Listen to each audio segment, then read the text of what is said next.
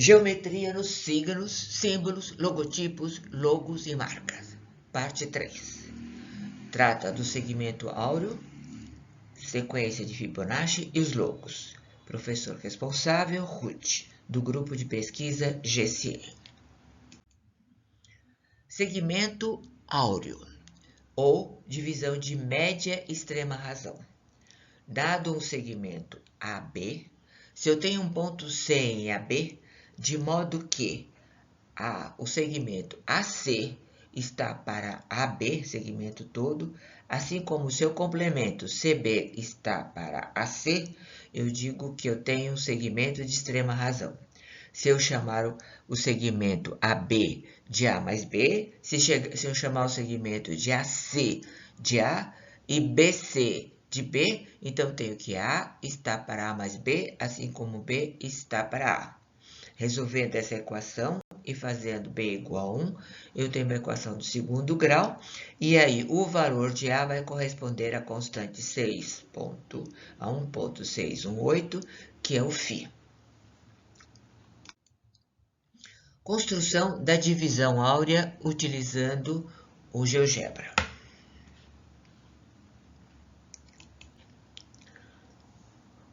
Começamos então com o segmento AB, determinando um ponto médio, que eu vou chamar de D. Passamos por B uma perpendicular. Com centro em B e raio CD, traçamos uma circunferência auxiliar, que marcamos um E de intersecção. E e A vai determinar uma reta. Com centro em E e raio CB, traço uma outra circunferência auxiliar. E aí o encontro dessa circunferência na reta determina um ponto F. A circunferência de centro A e raio AF determina no segmento um ponto C. Esse ponto é o ponto de extrema razão. Se eu tenho que AB é igual a 5 unidades, AC for igual a 3,09, CB será 1,91, e razão entre AB e AC e CB é igual a 1,67. Vamos agora mostrar algumas situações em que a gente tem esse segmento de extrema razão. Por exemplo, o pentágono. Antes de construir o pentágono, vamos verificar algumas das propriedades do pentágono regular. O pentágono regular, ele é regular, está inscrito numa circunferência. O seu pentágono interno, as suas diagonais determinam um pentágono estrelado, que também é regular. Por que é regular? Porque se eu começar de uma determinada extremidade e for para outra e completando, veja, ele vai sempre terminar na extremidade inicial. Eles têm seu ângulo interno 108 graus, e aí você tem os lados, esses lados são congruentes, e a razão entre os lados e a diagonal e as diagonais formam uma relação, um número áureo. Além disso, nós temos o seguinte, o ângulo interno entre essas diagonais será sempre de 36 graus.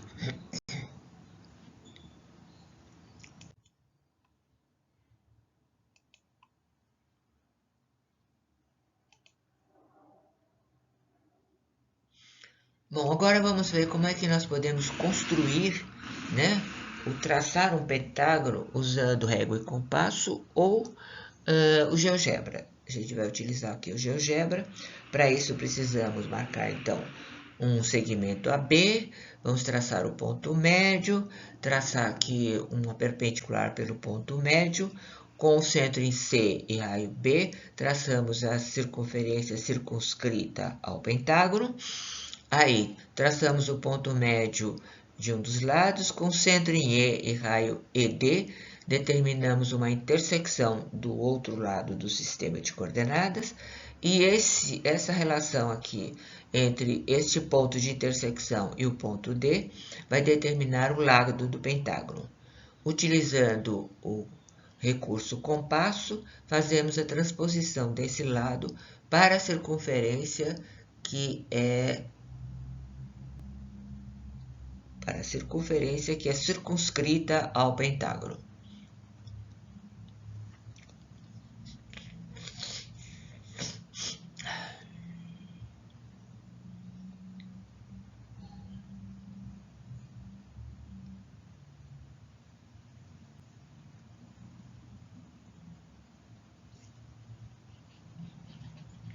Agora o ponto de extrema razão nos lados do pentágono que acabamos de traçar. Então, eu tenho o pentágono regular, eu tenho essa diagonal AD. Nessa diagonal AD, o valor de AD corresponde a 6,47. Aí, a intersecção dessa diagonal com a diagonal que passa por EC, eu tenho o ponto F. A medida do segmento AF é 4, a medida do segmento FD 2,47. Então, a razão entre o segmento todo e o seu maior lado, 4, e depois o maior lado e o menor lado, 2,47, corresponde a 1,61. Veja o que acontece, então, com as logomarcas pentagonais.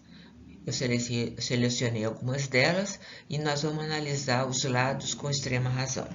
Então, eu tenho o logo do Texaco, da Grammy, né, que é de festival.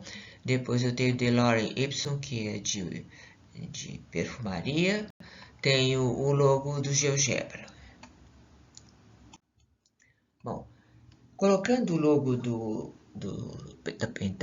da Texaco no ambiente do GeoGebra, e aí medindo a relação entre as diagonais, nós percebemos o seguinte, que DC, que é o total, é 4.DC é igual a 6,53. E que a intersecção dessa diagonal com a diagonal que passa por F vai me determinar um ponto DG e GC. DG é 4,16 e GC é 2,37. A razão entre esses lados vai ser igual a 1,61. O mesmo vai acontecer com o logo do GeoGebra. Eu tracei primeiro um pentágono regular, depois um pentágono estrelado regular, e aí a relação entre essas diagonais. A relação entre essas diagonais, de novo, vai me dar a constante φ. Geometria e sequência de Fibonacci. Bom, agora vamos para o segundo tema dessa nossa parte, que é a questão da sequência de Fibonacci. Primeiro, o que é a sequência de Fibonacci? É uma sucessão de números que aparece em muitos fenômenos da natureza. Ela foi criada ou foi descrita, né, no século XII pelo italiano Leonardo Fibonacci. Ela é infinita e começa em 0 e 1. E tem a seguinte composição, ela tem o número 0, 1, 2, 3, 5, 8, 13, 21, assim por diante. Como é que essa sequência é montada? Ela tem a soma dos dois termos anteriores corresponde ao terceiro. Então, eu tenho 1 mais 1 igual a 2. Depois, 2 mais 1 igual a 3. 3 mais 2 igual a 5. E 5 mais 8 é igual a 13. E assim por diante. Se eu dispor esses números em ordem e transformá-los em quadrados, eles podem se transformar numa espiral perfeita. Por que quadrados? Lembra que o retângulo áureo vem dos quadrados. Uma curiosidade é que esses termos de sequência estabelecem também a chamada proporção áurea. O seu valor é 1,18 e pode-se perceber quando se faz a razão entre os termos da sequência.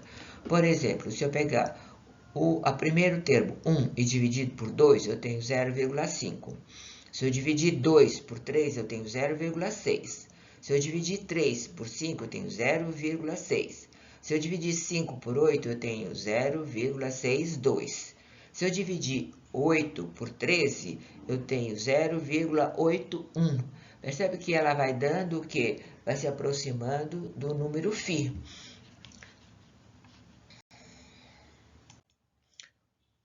Bom, como é que a gente pode construir a sequência de Fibonacci tendo como ambiente o GeoGebra? Primeiro, nós vamos ter que determinar um quadrado, né? Então, eu vou determinar um segmento AB.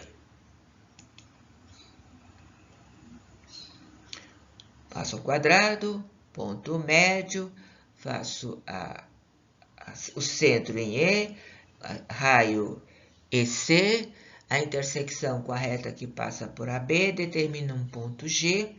Por esse ponto, eu traço uma perpendicular, e aí a intersecção dessa perpendicular com o lado DC vai me determinar um ponto I, e eu tenho que A, G, I, D formam um retângulo, esse retângulo é um retângulo áureo, aí eu tiro o quadrado e aí vou montando os quadrados. Quadrado no próximo retângulo, depois eu tenho de novo um retângulo que é áureo, vou fazer um quadrado de novo, aí eu tenho novamente um retângulo áureo, vou fazer o quadrado, e aí com centro em C eu vou traçando então os arcos da minha circunferência. Vou completar mais um pouquinho com mais um quadrado e ainda mais um quadrado.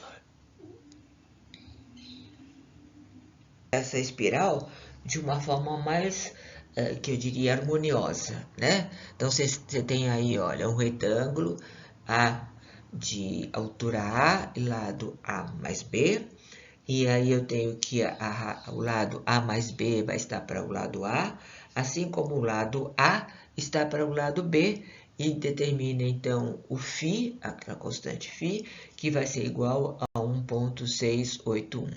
Vamos ver como é que essa espiral inspirou, né, os logos. Então, o primeiro que eu separei para vocês é esse da Sony, que é muito bonitinho, né? Veja, ele começa ali no olho desse bichinho, que eu não sei que bichinho que é, né? E aí vai formando de uma forma harmoniosa a cabecinha do bichinho da Sony. Vamos ver também mais uma exploração da sequência de Fibonacci. Agora, dentro do triângulo. Então, eu tenho aqui, ó, no retângulo áureo, os arcos, né, correspondência à sequência Fibonacci, e aí depois desses arcos eu posso traçar triângulos de lados, triângulos isósceles, né, e desses triângulos isósceles eu vou traçando novos triângulos isósceles. Com isso, eu vou formando uma espiral triangular. Veja como é que ela fica numa marca. Por exemplo, na marca do Boticário, né? Nessa marca do Boticário, você tem o retângulo áureo, aí dentro do retângulo áureo você traz os triângulos, dentro do triângulo você vai traçando os arcos, né? E esses arcos, os arcos ainda têm algumas modificações, que segundo os designers, as emissores da marca informam ainda que as transparências sugeridas em certas áreas e os movimentos sinuosos das linhas representam o percurso da evolução do grupo Boticário. Aí a gente tem no Twitter, que já não é mais Twitter, né? Agora comprado pelo novo empresário aí, ele é o X. E aí a gente tem então a sequência de Fibonacci dentro de círculos, né? Dentro dos círculos. Então eu traço um círculo inscrito no primeiro quadrado, depois o outro no segundo e assim por diante. E a partir dessa composição de círculos, eles foram criando essa representação gráfica do Twitter.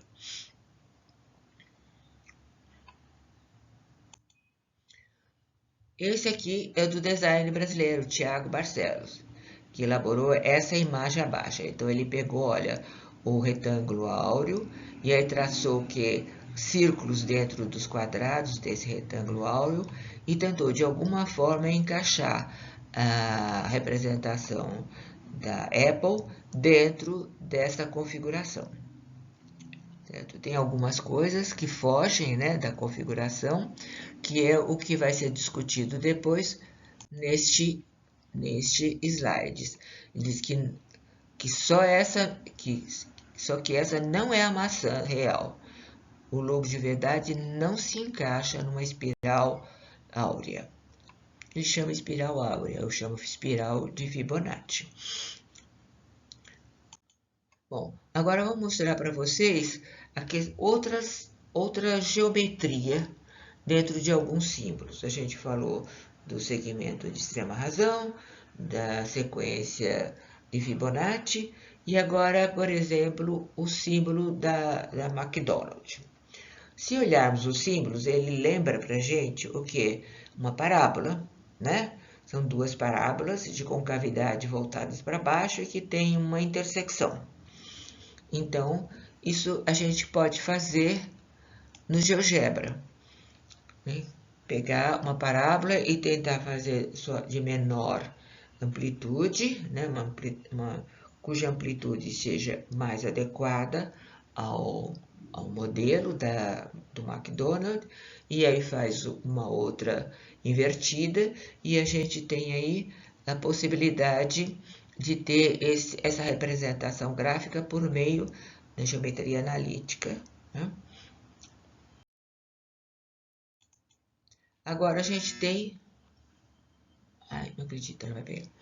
A gente também tem o símbolo da Meta, né? O símbolo da Meta, que é de Mark Zuckerberg, que é o fundador, presidente da Meta, uma empresa que foi fundada originalmente como Facebook. Então, aqui eu peguei o que? Uma hipérbole, dentro dessa hipérbole equilátera, aí determinei um ponto num dos seus ramos, e aí usando o controle deslizantes, nós podemos ir criando essas figuras, e ao criar essa figura, ela traz uma configuração semelhante à lemniscata de Bernoulli, que lembra aí o símbolo da Meta. Curiosidade. Google, de onde vem esse nome? É escolhida por causa da expressão Google, que representa o número 1 seguido de 100 zeros. O objetivo era demonstrar a imensidão da web. O matemático criador, né, questionou assim, o que seria um número muito grande, e esse pequeno menino, esse pequeno sobrinho aí respondeu que seria Google. Ele então definiu como Google, mas depois ele ampliou para Googleplex. A outra curiosidade está relacionado com a turbina de aviões, que segundo existe um símbolo semelhante a uma espiral. Quando o motor está ligado, esse símbolo se transforma apenas num borrão branco, mas quando está desligado aparece o símbolo nitidamente.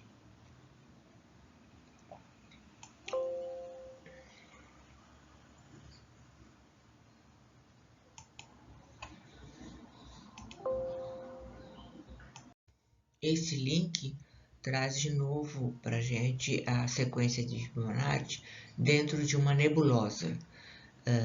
Consultando o link, vão aparecer várias sugestões da sequência de Fibonacci na natureza. Vale a pena olhar.